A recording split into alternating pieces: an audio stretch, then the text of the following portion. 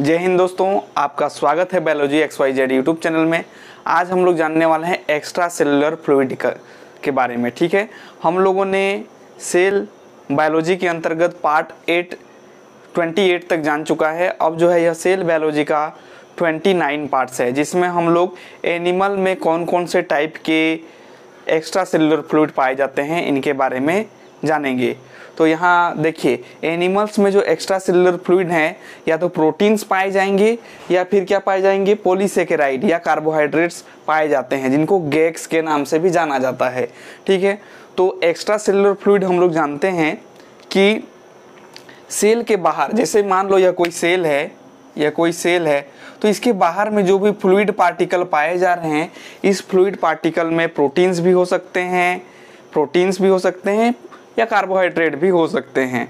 तो इन्हीं को सबको मिलाकर सेल के बाहर की जो संरचना है, इन्हीं को क्या बोला जाता है, एक्स्ट्रा सेलुलर फ्लूइड्स।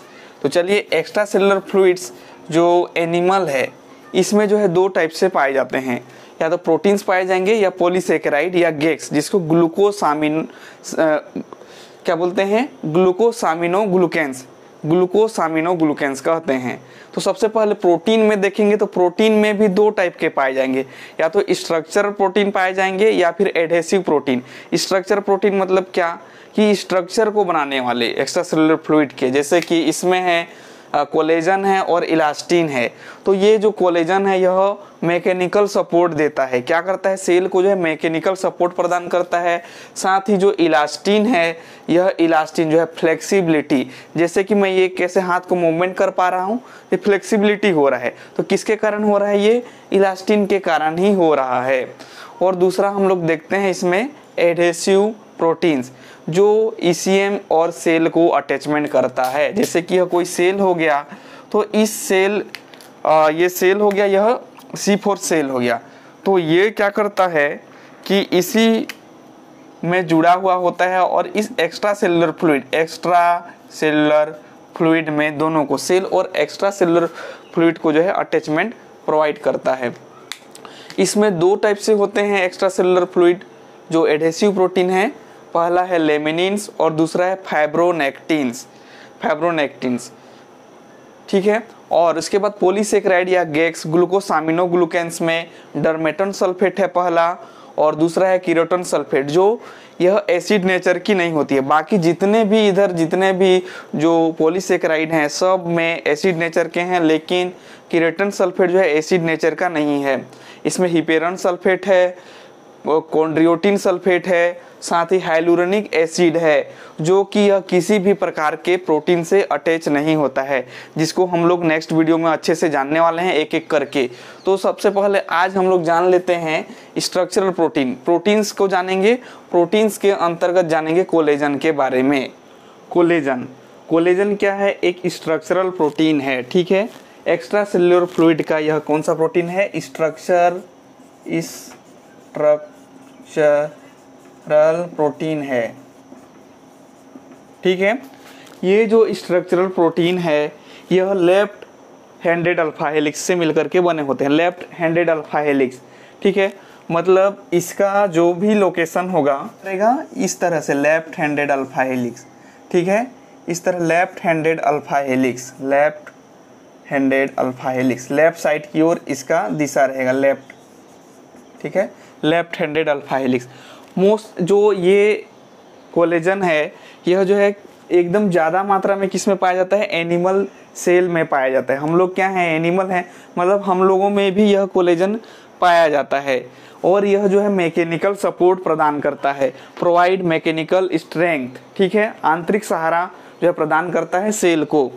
और 3 अल्फा हेलिक्स मिक्स्ड कॉल्ड ट्रोपोकोलेजन, जैसे कि इस प्रकार से 3 अल्फा हेलिक्स मिल जाएंगे। ठीक है, एक अल्फा हेलिक्स ये हो गया और एक अल्फा हेलिक्स ये हो गया। इस प्रकार तीनों अल्फा हेलिक्स मिल जाएगा तो उसको क्या बोलते हैं, ट्रोपोकोलेजन।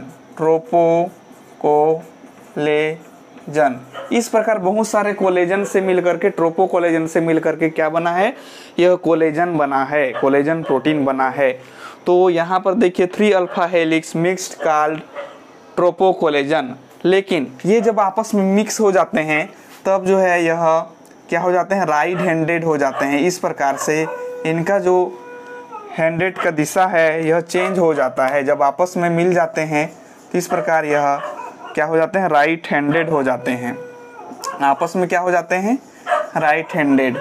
ठीक है, और इधर बहुत सारे बगल में जो है कुत्ते लोग भी हैं और लोग भी भौंक रहे हैं। ठीक है, वो अपना काम कर रहे हैं, हम लोग अपना काम कर रहे हैं, तो थोड़ा सा डिस्टरबेंस हो जा रहा है, इसके लिए मैं आप लोगों से क्षमा चाहूँगा। ठीक है, तो देखिए कुछ ज़्यादा ही हो जा रहा है, लेकिन कोई बात नहीं। देखिए इस तरह से ये क्या हो जाते हैं, राइट हैंडेड, राइट हैंडेड। मैं खिड़की को बंद कर दे रहा हूँ, 1 मिनट रुक जाइए, सुनाई दे रहा होगा, है ना। तो देखिए यहाँ पर ये जो है राइट हैंडेड हो जाते हैं और एक कंप्लीट टर्न, जैसे कि यह लूप बना रहे हैं इस तरह से, तो एक यहाँ से लेकर के यहाँ तक एक कंप्लीट टर्न में जो है 3.6 एमिनो एसिड लगते हैं।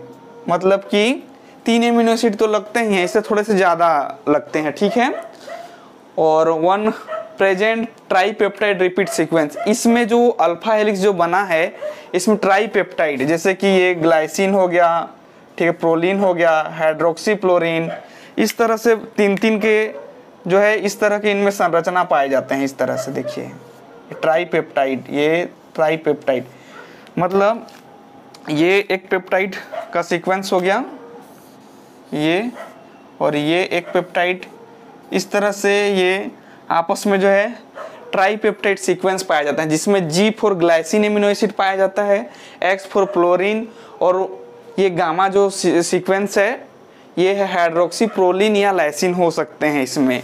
ठीक है, और यूनिट ऑफ कोलेजन, कोलेजन की यूनिट को ट्रोपोकोलेजन कहते हैं। ठीक है, तो इस प्रकार हम लोगों ने किसके बारे में जाना, कोलेजन के बारे में जाना।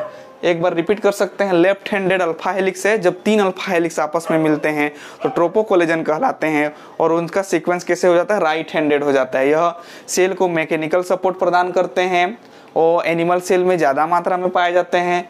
और जो है देखो एक कंप्लीट टर्न में 3.6 एमिनो एसिड होते हैं और ट्राईपेप्टाइड सीक्वेंस पाए जाते हैं, जिसमें ग्लाइसिन, प्रोलिन या प्रोलिन पाए जाते हैं।